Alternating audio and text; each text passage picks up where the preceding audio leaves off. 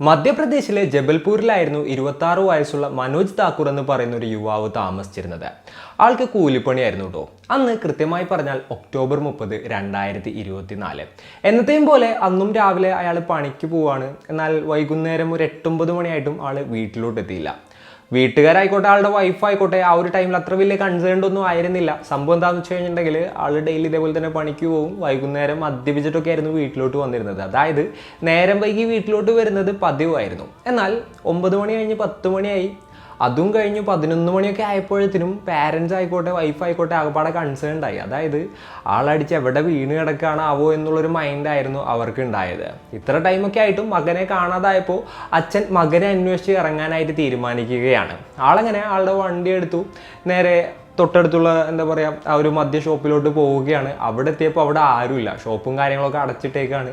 ഇനിയിപ്പോൾ ഇവനിവിടെ വന്നിരുന്നോ പോയോ എന്ന് ചോദിക്കാൻ പോലും ആരുമില്ലല്ലോ എന്നുള്ളൊരു ചിന്തയായിരുന്നു ആൾക്കുണ്ടായത്.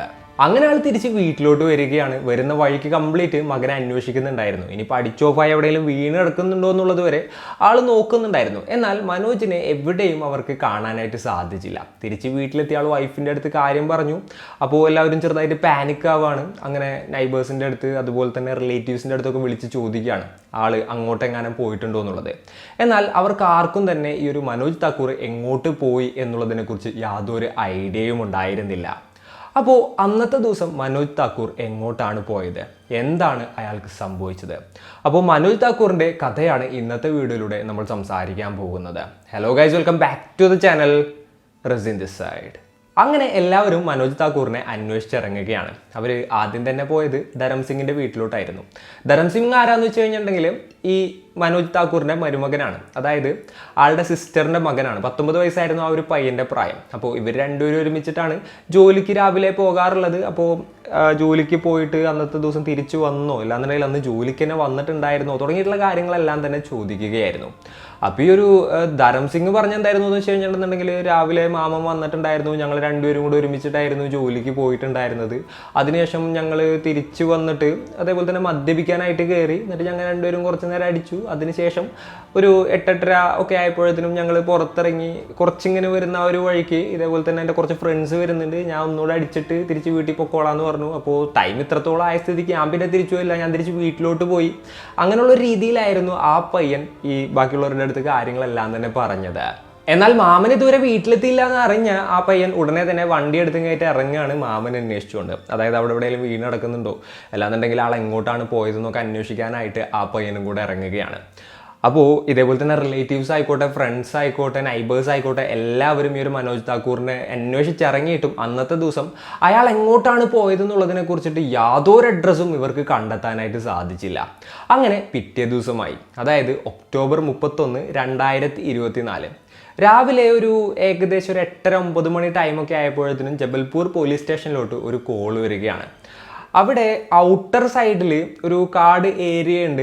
അവിടെ ഒരു ബോഡി കിടക്കുന്നുണ്ട്, ക്രൂരമായിട്ട് ആരോ കൊലപ്പെടുത്തിയിട്ടുണ്ട് എന്നുള്ളൊരു വിവരമായിരുന്നു പോലീസിന് ലഭിച്ചത്. വിവരം പറഞ്ഞ പോലീസുകാർ നേരെ തന്നെ ആ ഒരു സ്ഥലത്തോട്ട് എത്തുകയാണ്. അവർ നോക്കുമ്പോൾ ഒരു 25-30 ഇടയിൽ പ്രായം തോന്നുന്ന ഒരാളാണ് ക്രൂരമായിട്ട് കൊല്ലപ്പെട്ടിട്ടുള്ളത്. ഉടനെ തന്നെ ഫോറൻസിക് ടീമിനെ വിവരം അറിയിക്കുകയാണ്.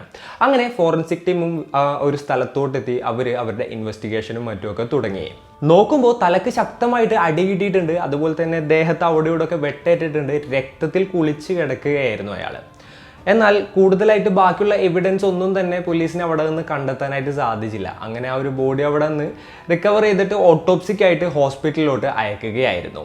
അപ്പോൾ ഇതൊക്കെ കഴിഞ്ഞ് ഏകദേശം കുറച്ച് സമയം കഴിയുന്ന ആ ഒരു ടൈമിലാണ് നേരെ ആ ഒരു ജബൽപൂർ പോലീസ് സ്റ്റേഷനിലോട്ട് ഈ മനോജ് താക്കൂറിൻ്റെ പേരൻസ് എത്തുന്നത്.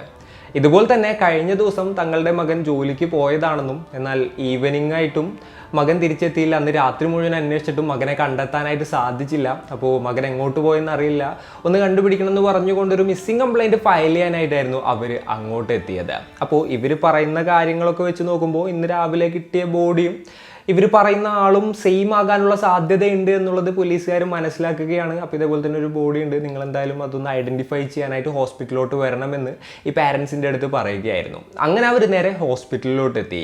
അവിടെ എത്തി ബോഡി കണ്ട മനോജ് താക്കൂറിൻ്റെ അച്ഛൻ പൊട്ടിക്കരയുകയായിരുന്നു. കാരണം അത് മനോജ് താക്കൂർ തന്നെയായിരുന്നു. അപ്പോൾ ഈ ഒരു വിവരം അറിഞ്ഞ് ആളുടെ റിലേറ്റീവ്സും ഫ്രണ്ട്സും എല്ലാവരും നേരെ ഹോസ്പിറ്റലിലോട്ട് എത്തുകയാണ്. വളരെ ക്രൂരമായിട്ടുള്ള രീതിയിൽ മനോജ് താക്കൂറിനെ ആരോ കൊലപ്പെടുത്തി എന്നുള്ളൊരു വാർത്ത കാട്ടുതീ പോലെ ആ ഒരു ഗ്രാമത്തിൽ മുഴുവൻ പടരുകയായിരുന്നു. അപ്പോഴത്തേനും പോലീസുകാർ ഇൻവെസ്റ്റിഗേഷനും കാര്യങ്ങളൊക്കെ സ്റ്റാർട്ട് ചെയ്തു. അതായത് അവിടെ കൂടി നിന്നിരുന്നവരിൽ നിന്നും ക്വസ്റ്റ്യനിങ്ങും കാര്യങ്ങളും സ്റ്റാർട്ട് ചെയ്യാണ്. അതായത് ആളുടെ ഫ്രണ്ട്സിൻ്റെ അടുത്ത് അതുപോലെ തന്നെ റിലേറ്റീവ്സിൻ്റെ അടുത്തൊക്കെ ക്വസ്റ്റ്യൻ ചെയ്യാണ്. അപ്പോഴാണ് ഈ ഒരു ധരം സിംഗും ആൾ ഒരുമിച്ചാണ് പണിക്ക് പോയത്, ലാസ്റ്റ് ഈ ഒരു പയ്യനായിരുന്നു ആളെ കണ്ടിരുന്നത് തുടങ്ങിയിട്ടുള്ള കാര്യങ്ങളെല്ലാം തന്നെ മനസ്സിലാകുന്നത്. അങ്ങനെ ഈ ഒരു ധരം സിംഗിൻ്റെ അടുത്ത് ചോദിച്ചു എന്താണ് ഇന്നലെ സംഭവിച്ചതെന്നുള്ളത്. അപ്പോൾ ഈ പയ്യൻ ഈ റിലേറ്റീവ്സിൻ്റെ അടുത്ത് ആദ്യം തന്നെ പറഞ്ഞ അതേ കഥ തന്നെ പറയുകയാണ്. അതായത് രാവിലെ ഞങ്ങൾ രണ്ടുപേരും കൂടെ ഒരുമിച്ചായിരുന്നു ജോലിക്ക് പോയിട്ടുണ്ടായിരുന്നത്. ജോലി കഴിഞ്ഞ് ഞങ്ങൾ തിരിച്ചു വന്നു. ആസ് യൂഷ്വൽ മദ്യപിക്കാനായിട്ട് അങ്ങോട്ട് കയറി. അതിനുശേഷം ഞങ്ങൾ അവിടെ നിന്ന് മദ്യപിച്ചു. ഒരു 8-8:30 ടൈമൊക്കെ ആയപ്പോഴത്തേനും ഞങ്ങൾ പുറത്തിറങ്ങി ഇങ്ങനെ വരുന്ന ഒരു വഴിക്ക് ഈ മാമൻ പറയാനുണ്ടായത് അവിടെ എൻ്റെ ഫ്രണ്ട്സ് വരുന്നുണ്ട്, ഞാൻ തിരിച്ചു പോവാണ്, എനിക്ക് കുറച്ചുകൂടെ മദ്യപിച്ചിട്ട് ഞാൻ തിരിച്ച് വീട്ടിൽ പൊക്കോളാം എന്നുള്ള കാര്യം പറഞ്ഞു. അപ്പോൾ ടൈം ഓൾറെഡി ലേറ്റ് ആയതുകൊണ്ട് ഞാൻ തിരിച്ചു പോയില്ല, ഞാൻ നേരെ വീട്ടിലോട്ട് പോയി. മാമനാണെന്നുണ്ടെന്നുണ്ടെങ്കിൽ മദ്യപിക്കാനായിട്ട് അങ്ങോട്ട് പോയി. അതിനുശേഷം ഞാനും ആളെ കണ്ടിട്ടുണ്ടായിരുന്നില്ല എന്നുള്ളൊരു കാര്യമായിരുന്നു ഈ ഒരു ധരം സിംഗ് പോലീസിനോട് പറഞ്ഞത്. പോലീസിന് ധരം സിംഗിന് വലിയ സംശയവും കാര്യങ്ങളൊന്നും തോന്നിയില്ല. അടുത്തതായിട്ട് ഈ 8:30-ക്ക് ശേഷം ഏത് ഫ്രണ്ട്സാണ് ഇയാളുടെ ഒപ്പം വന്ന് മദ്യപിച്ചത് എന്നുള്ളൊരു ആംഗിളിലായിരുന്നു പോലീസുകാർ അന്വേഷിച്ചത്. അങ്ങനെ ആളുടെ ഫ്രണ്ട്സിനെയും മറ്റൊക്കെ ക്വസ്റ്റ്യൻ ചെയ്തു. ഒരുപാടധികം ആളുടെ ഫ്രണ്ട്സിനെ ക്വസ്റ്റ്യൻ ചെയ്തിട്ടും ഈ ഒരു 8:30-ക്ക് ശേഷം വന്നത് ആരാണെന്ന് കണ്ടെത്താനായിട്ട് പോലീസിന് സാധിച്ചില്ല. അടുത്തതായിട്ട് പോലീസുകാർ നേരെ ആ ഒരു മദ്യ ഷോപ്പിലോട്ട് പോവുകയാണ്. അതിനുശേഷം ഈ ഒരു മനോജ് താക്കൂറിനെ കുറിച്ച് എൻക്വയറി ചെയ്യുകയാണ്. അപ്പോൾ അവിടെ ഉണ്ടായിരുന്ന സ്റ്റാഫിൽ പലർക്കും അവരറിയായിരുന്നു ഈ ധരം സിംഗും അതുപോലെ തന്നെ മനോജ് താക്കൂറും തങ്ങളുടെ റെഗുലർ കസ്റ്റമേഴ്സ് ആണെന്നും അതുപോലെ തന്നെ ഡെയിലി ബേസിസിലൂടെ വരുന്ന ആളുകളാണെന്നുള്ള കാര്യം അവർ പോലീസിൻ്റെ അടുത്ത് പറഞ്ഞു. അപ്പോൾ ഇന്നലെ എന്തെങ്കിലും സംഭവം ഉണ്ടായോ എന്നുള്ളത് ചോദിച്ചപ്പോൾ ആസ് യൂഷ്വൽ അവരവിടെ ഇരുന്ന് മദ്യപിക്കുകയായിരുന്നു. എന്നാൽ ബില്ലിൻ്റെ ടൈം ആയപ്പോൾ മാമനും മരുമകനും തമ്മിൽ ചെറിയ വാക്കുതർക്കവും കാര്യങ്ങളൊക്കെ ഉണ്ടായി. അതിനുശേഷം അവർ ബില്ല് പേ ചെയ്തു. രണ്ടുപേരും കൂടെ ഒരുമിച്ചാണ് പുറത്തോട്ട് പോയത് എന്നുള്ള കാര്യം ഈ സ്റ്റാഫ് പറയാണ്.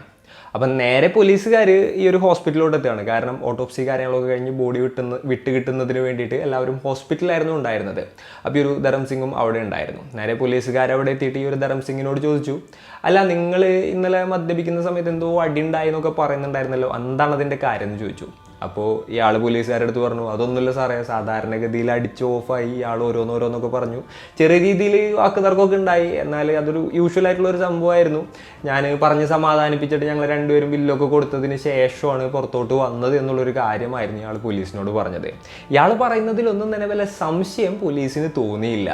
ഇത്രയൊക്കെ ആയപ്പോഴത്തേനും പോലീസുകാർ ആകപ്പാടെ ക്ലൂലെസ് ആയിട്ട് സ്റ്റക്കായിട്ട് നിൽക്കുകയായിരുന്നു. ഈ ഒരു കേസിൽ ഒരു ഫർദർ ഡെവലപ്മെൻറ്റ് ഉണ്ടാക്കാനുള്ള യാതൊരു ലീഡും പോലീസിൻ്റെ ഫ്രണ്ടിൽ ഉണ്ടായിരുന്നില്ല. ആകപ്പാടുള്ളത് എന്താണെന്ന് വെച്ച് കഴിഞ്ഞിട്ടുണ്ടെങ്കിൽ ഈ ഒരു ധരം സിംഗ് ആണ്. കാരണം ഈ ഒരു പയ്യനാണ് ലാസ്റ്റ് ഈ ഒരു മനോജ് താക്കൂറിനെ ജീവനോടുകൂടെ കണ്ടിട്ടുണ്ടായത്. അപ്പോൾ ബോഡി വിട്ടുകൊടുക്കാനുള്ള, അതായത് ഓട്ടോപ്സി കഴിഞ്ഞ് ബോഡി വിട്ടുകൊടുക്കാനുള്ള പ്രൊസീജിയേഴ്സും കാര്യങ്ങളൊക്കെ അവിടെ നടക്കുന്നുണ്ടായിരുന്നു. അപ്പോൾ എന്തായാലും ഈ ഒരു പയ്യനെ സ്റ്റേഷനിലോട്ട് കൊണ്ടുപോയിട്ട് ഡീറ്റെയിൽ ആയിട്ട് ക്വസ്റ്റ്യൻ ചെയ്യാമെന്ന് പറഞ്ഞുകൊണ്ട് പോലീസുകാർ നേരെ ആ ഒരു പയ്യനെ കൊണ്ട് സ്റ്റേഷനിലോട്ട് പോവുകയാണ്. അവിടെ എത്തിയിട്ട് എൻക്വയറി ചെയ്തപ്പോഴും ഇതേ സ്റ്റോറി തന്നെയായിരുന്നു ആ ഒരു പയ്യൻ പറഞ്ഞത്. അതായത് രാവിലെ ഞങ്ങൾ പണിക്ക് പോയി, അതിനുശേഷം മദ്യപിക്കാൻ പോയി, അതിനുശേഷം ഞങ്ങൾ പുറത്തോട്ട് ഇറങ്ങി, ആ ഒരു ടൈമിൽ മാമൻ തിരിച്ചു പോയി, ഞാൻ വീട്ടിലോട്ട് പോയി. അപ്പോൾ ഈ ഒരു സ്റ്റോറി തന്നെ പറഞ്ഞു. ഈ ഒരു പയ്യൻ അവിടെ ഇരിക്കുകയാണ്. അപ്പോൾ അതിൻ്റെ ഇടയിൽ അഭിഷേക് എന്ന് പറയുന്ന ഒരു സ്റ്റേഷൻ ഇൻചാർജ് ഉണ്ടായിരുന്ന പോലീസ് ഉദ്യോഗസ്ഥൻ ഒരു കാര്യം ശ്രദ്ധിക്കുകയാണ്. അതായത് ഈ ഒരു പയ്യൻ്റെ അടുത്തോട്ട് ഈച്ചകൾ വരുന്നുണ്ട്. ഈ പയ്യനാണെന്നുണ്ടെങ്കിൽ ആ ഈച്ചനിങ്ങനെ ആട്ടി വിടുന്നുണ്ട്. ബാക്കിയുള്ള ആരുടെ അടുത്തേക്കും ഇതേപോലെ ഈച്ച വരുന്നില്ല. ആകപ്പാട് ഈ ഒരു പയ്യൻ്റെ മേത്തോട്ട് മാത്രമാണ് ഈച്ച വരുന്നത്. അപ്പോൾ ഈ ഒരു ഈച്ചനെ കണ്ടപ്പോൾ അയാൾക്കൊരു സംശയം തോന്നുകയാണ്. അങ്ങനെ ഒരു കോൺസ്റ്റബിളിനെ വിട്ടിട്ട് ആ ഒരു പയ്യനെ വിളിപ്പിച്ചു.